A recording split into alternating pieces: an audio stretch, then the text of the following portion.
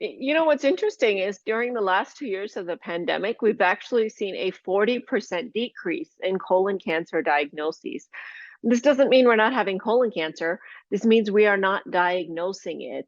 And this really worries me because we're still collecting data, but my concern is that this translates into more late stage cancers being diagnosed. And we know that if colon cancer is found early, it can be cured with a very high survival rate of 94%.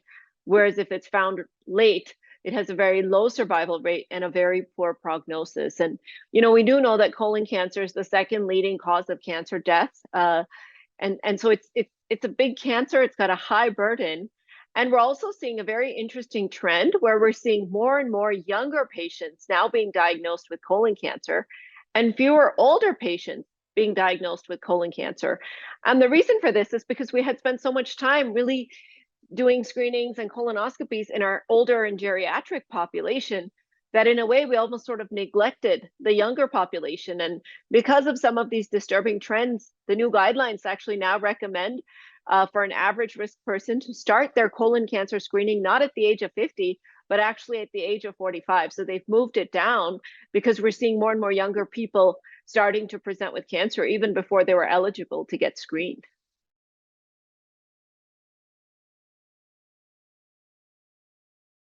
It's $1 million question because colonoscopies have really been the gold standard for what we've thought of as really the best way to detect colon cancer. And some of the data that we have comes from earlier observational, non-randomized studies about colon cancer detection and prevention of death. And the numbers are kind of widely variable, but we see for about 40 to about 70% reduction in colon cancer diagnosis and about 30 to about 90% reduction in colon cancer related death. But again, it's a wide range. And a lot of that data comes from observational studies of, the people that are getting colonoscopies may inherently be different than the people that are not getting colonoscopies. So it's a little hard to know whether that's true data or whether there's still some confounding that hasn't been accounted for in the observational trial. So that's why a randomized trial is really the best way to know cleanly whether an intervention has an effect and really to quantify what the effect of that intervention is.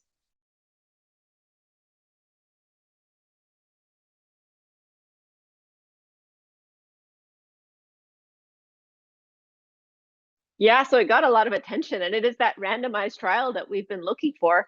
And it's a first ever randomized trial of colonoscopies for preventive cancer therapy screening.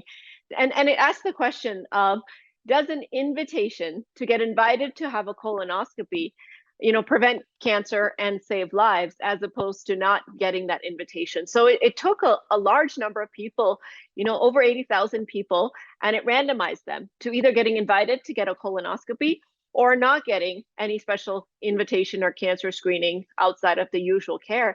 And then it counted up, who had how many events and who got diagnosed with colon cancer.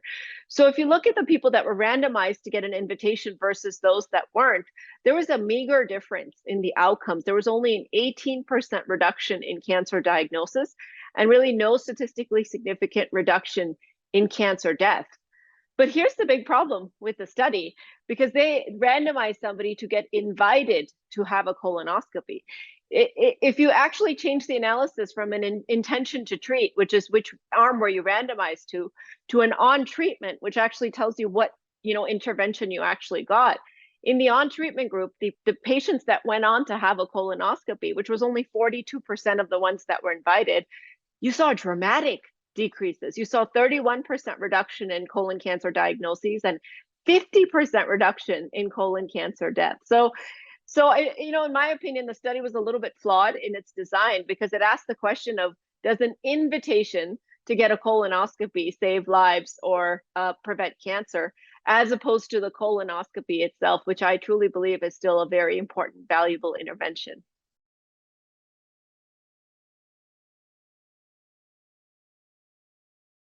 I would say the headlines are wrong here, and all over media, social media, and everywhere else, the headline is colonoscopies don't save lives, and that is not the take-home message. The take-home message is that cancer screening is imperative.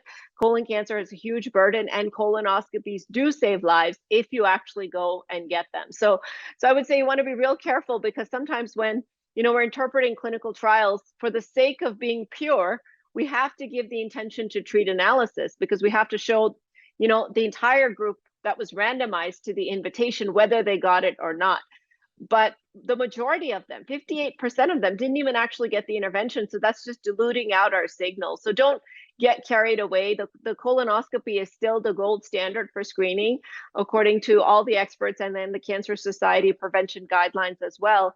And the age to get started is 45 for average risk. If you have a family history of a relative, then you want to start much earlier, usually about 10 years before that relative was diagnosed with colon cancer. So this is a preventable cancer with the right interventions. Now I'm hopeful, as I get older, that many years down the line, maybe there'll be a better method for screening for colon cancer, a non-invasive method potentially, and that data remains to be seen. But for now, today in 2022, we have to tell our patients that those headlines are a little bit misleading, and we need to debunk them and really tell them that colonoscopies are the way to prevent colon cancer.